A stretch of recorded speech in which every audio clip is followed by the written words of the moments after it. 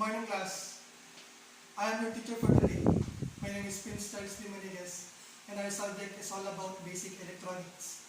So before we formally start our lesson, let us stand and let us pray and feel the presence of the Lord. Amen. So I will check first your attendance and I call on your name. Please say present. Nobody's absent? Okay. Thank you, class. So in our past lesson, what is our past lesson, by the way? Mr. Espada, stand up and give me your idea. Okay, thank you. Big three in electricity. So what is the big three in electricity? Mr. Neveras, stand up. Okay, very good. The big three in electricity is current, voltage, and resistance. So now you're all ready for the next lesson.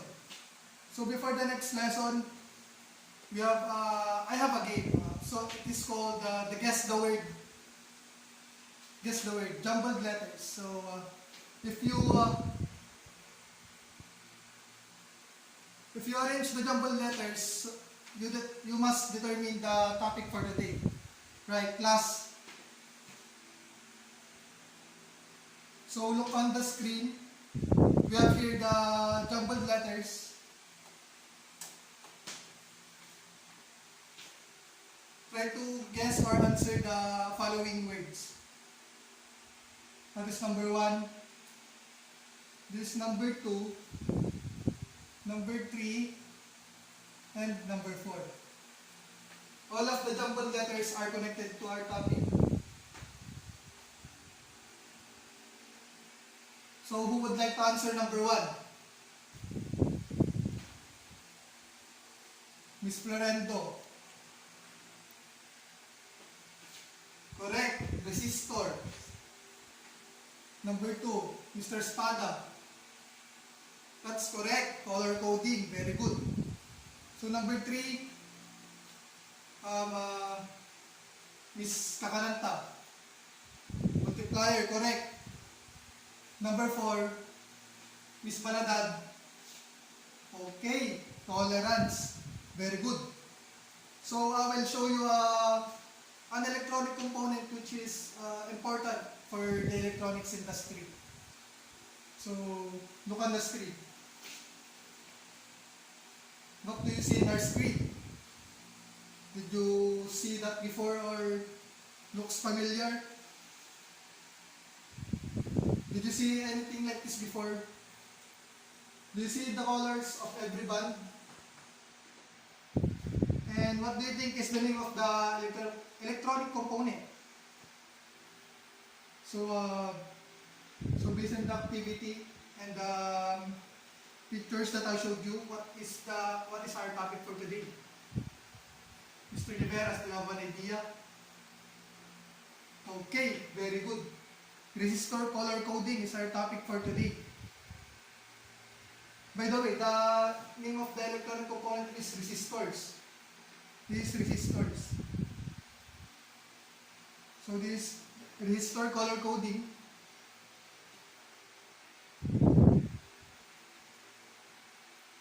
So we have here the pictures of the resistors. So tell me the meaning of the resistors. Now read on the screen. Mr. Neveras, stand up.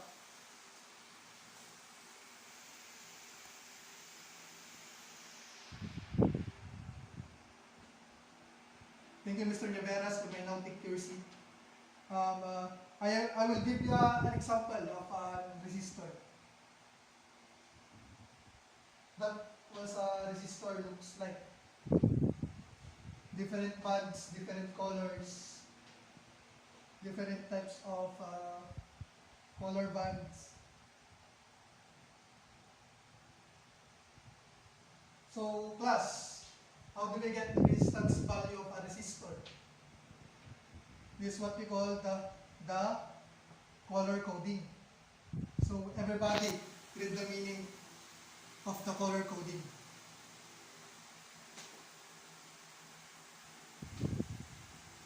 So color coding is a system of using different colors to indicate the resistance value of a resistor. Resistor color coding uses colored bands to quickly identify a resistor's resistive value and its percentage of tolerance, with the physical size of the resistor indicating its wattage rating. The color code is given by several bands. Together they specify the resistance value, the tolerance, and sometimes the reliability or failure rate. So,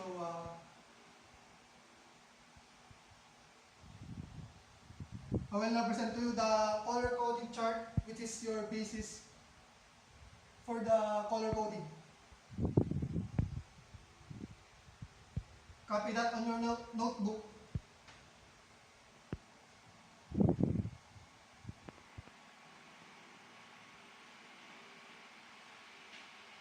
So black stands for first band 0. Its multiplier is 1. Brown stands for first band 1. Its value is 1. Red value is 2. 2 zeros.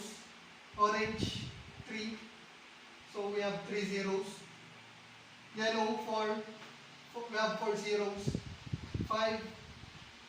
The multipliers, we have 5 zeros. Blue is 6. Violet is 7. Gray is 8. White is 9. And the tolerance is gold, which is plus minus 5%, and silver plus minus 10%.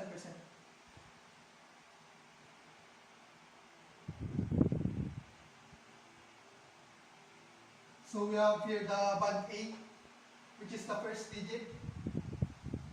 Band B is the second digit. Band C is the multiplier, and band D is the tolerance. So before we move on, what is multiplier? Multiplier indicates the number of zeros to be added on the second digit and the first digit. And what is tolerance? Tolerance specifies the maximum and minimum allowable value that a particular resistor can deviate from its original color code value.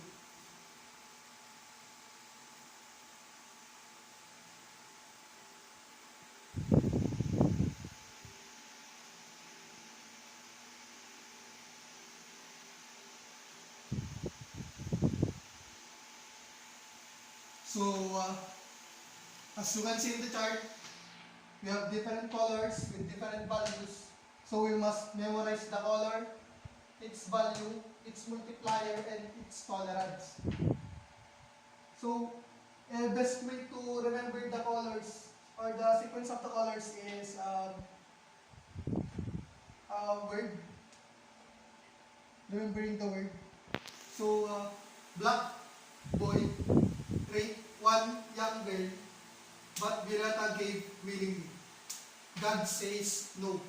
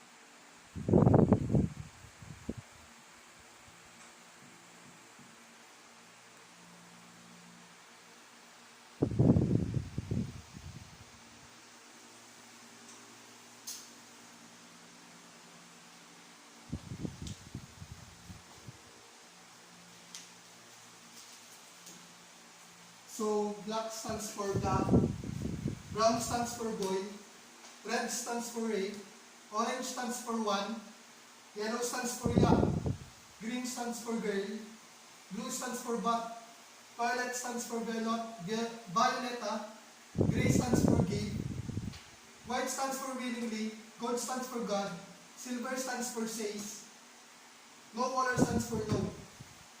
So the words are sequentially arranged. So black boy raped one young girl, but Violeta gave willingly. God says no.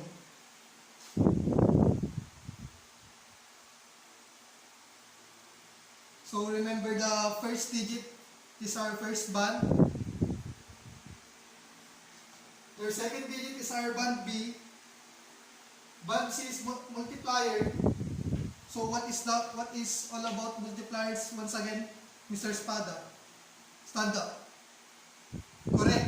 It indicates the number of zeros.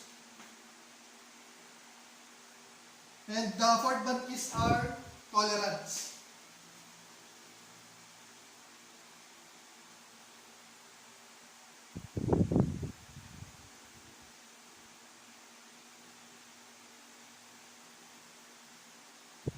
So I will give you an example for resistor color coding. So the first band is green, which values 5, our first digit. Black is our second color, which is our second digit.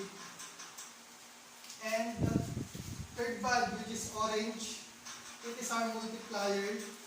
So we had zeros here. So the fourth band is all about the tolerance, which is silver. So we must look it up. Green stands for 5. Black is 0.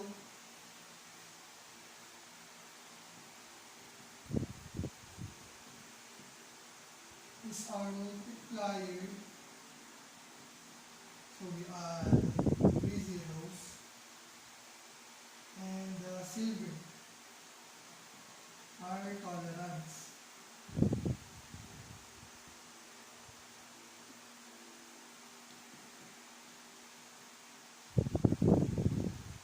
So the answer for this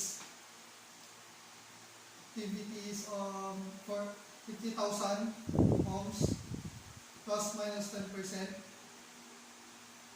or 50k ohms plus minus 10%. The symbol ohms is indicated by the unit of resistance, which is ohms.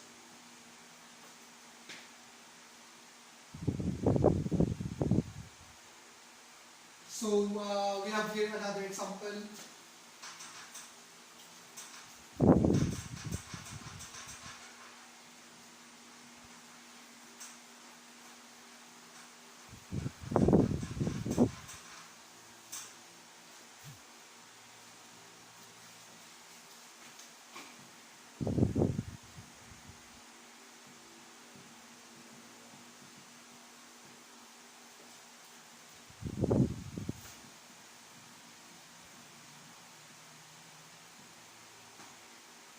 So we must refer to the chart for you to understand. Blue, which is our first band, which is 6. The green, second band, 5. Red multiplier, you must add 2 zeros. And gold,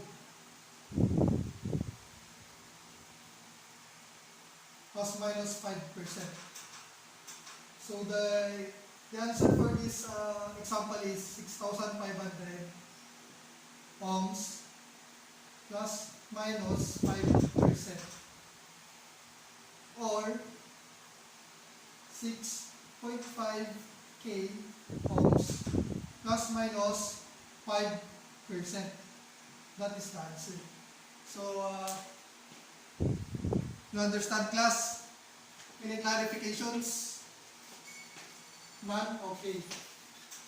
So we have We have here another example for you to understand.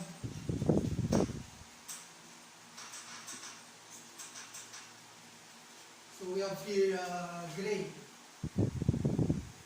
Our first band. Second band is yellow. And our last band is brown. And our tolerance is silver. So gray stands for 8, first band, 8. Second band, yellow, 4. So our multipliers, brown, we must add 1, 0. And the tolerance is plus minus 10%. So the answer for this example is 840 ohms plus minus 10%. That's how resistor color coding works. So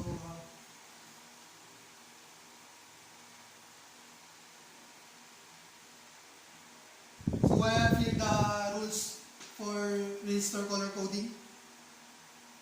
Now you must read class.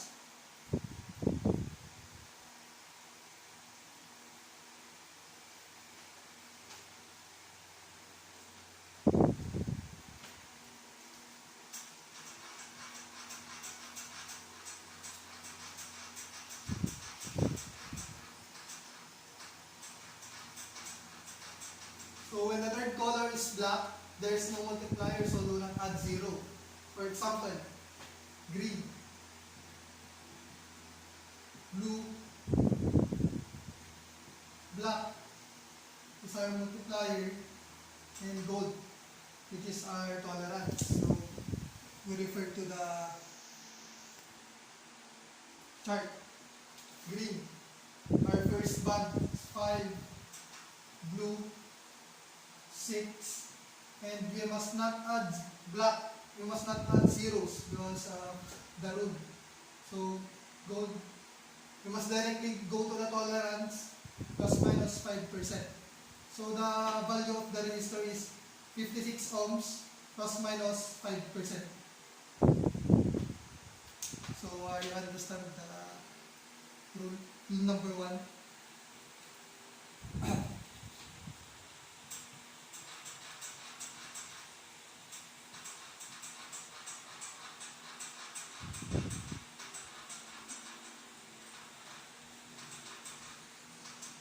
So rule number 2, when the third color is gold, you simply multiply by 0.1. Here's an example: gray, green, gold is all multiplier, and silver for the tolerance. So gray stands for 9 for the first band. Okay.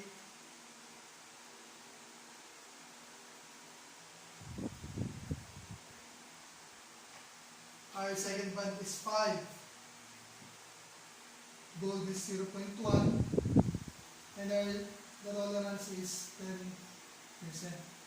So we multiply like this: 95 times 0.1 is equal to 9.5.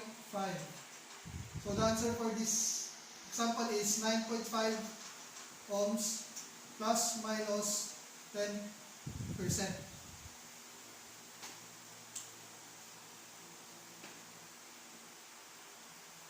So sorry class, the gray is 8. The value of gray is 8. So must 8 this and 8.5 ohms plus minus 10%. So sorry for the correction.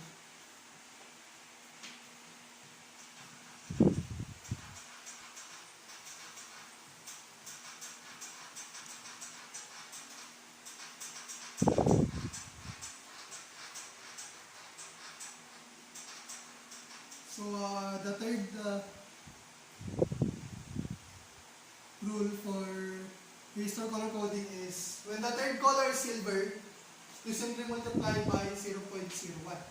So here's an example again. We have here red, green, silver, and gold. Red stands for 2, green stands for 5. And our multiplier is silver, which is 0.01, and gold is probably plus minus 5%. So we total this 25 times 0.01 is equal to 1 plus is equal to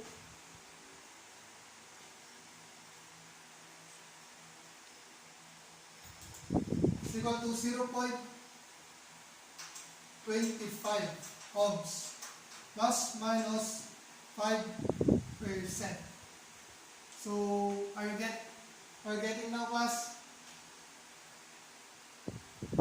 You have clarifications or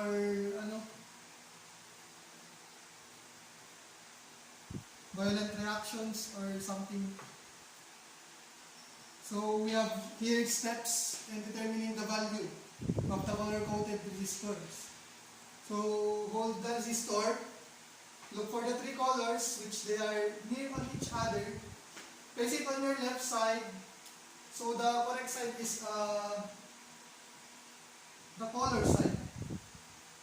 We have not considering tolerance from the first color.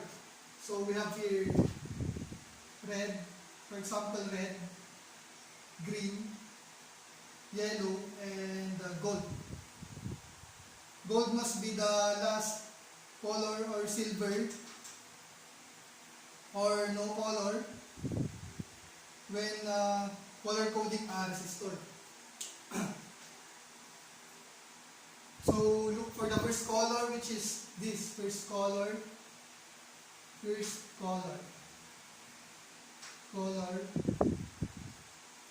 for the first, which is the first significant digit of the resistor. Look for the second color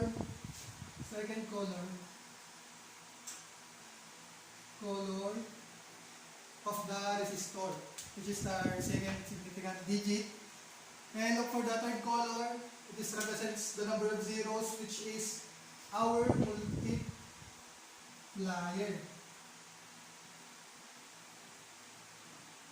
And our fourth band is all about our tolerance, which is gold, silver, and no color.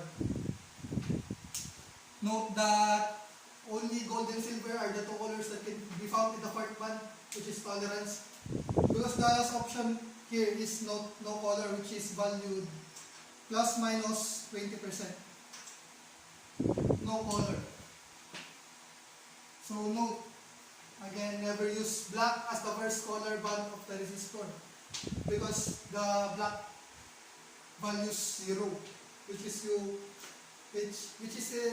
if the first color is 0, is invalid for the resistor. So did you understand the topic, class?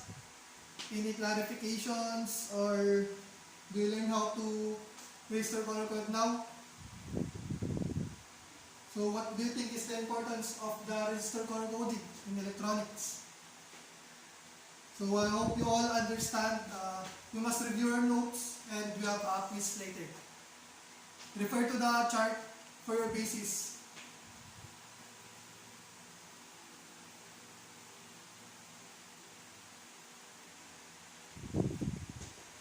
So class, we have here your activity. So I would like to choose your partners for this activity and try to get the resistors value of the resistors in the board. So write your answers in the 1/2 sheet of pad paper and write your names on top of it. So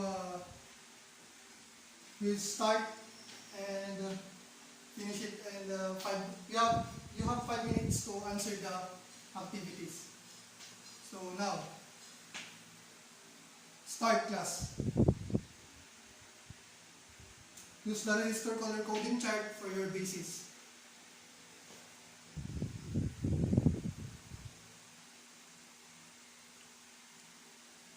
So, thumbs up class, arrange your chairs, and we must do counterclockwise for checking your papers. So, who can answer number 1 on the board? Mr. Rivera's number 1, Mr. Sansano number 2, and Mr. Araton number 3. Now, on the board.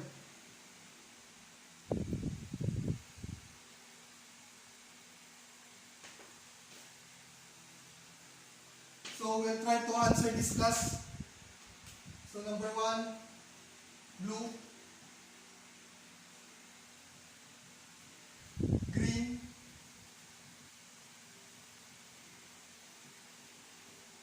orange, and gold. So, our first band is blue.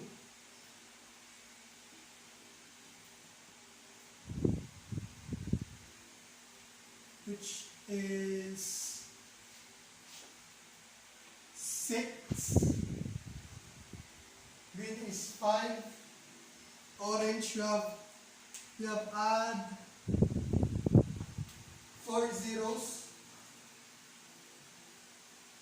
and the gold is plus minus 5% for our tolerance.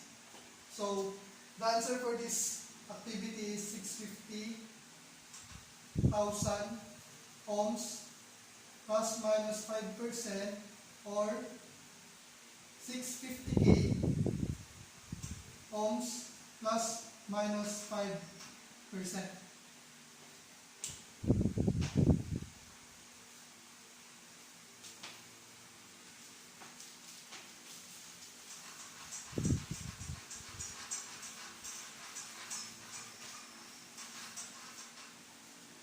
So we have here number 2, yellow our first band,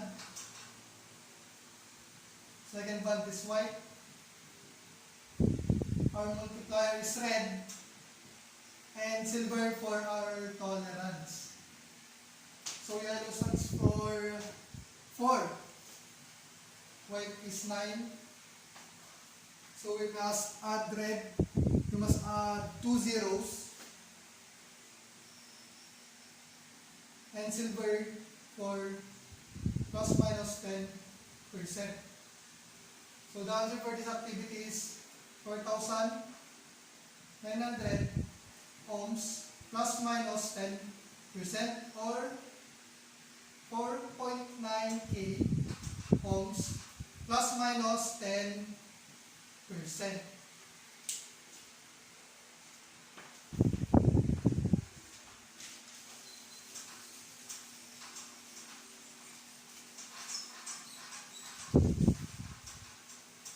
So we have here the last one, brown, our first band, black, our second band, brown, our multiplier, and silver for our tolerance. So brown stands for 1, black stands for 0, our multiplier stands for brown, which is you have to add 1 0, and our silver for tolerance plus minus 10%. So the answer for this activity is 100 ohms plus minus 10%. So do you understand, class, our topic for today? So if you check the papers and return it to the owner and pass it to the front.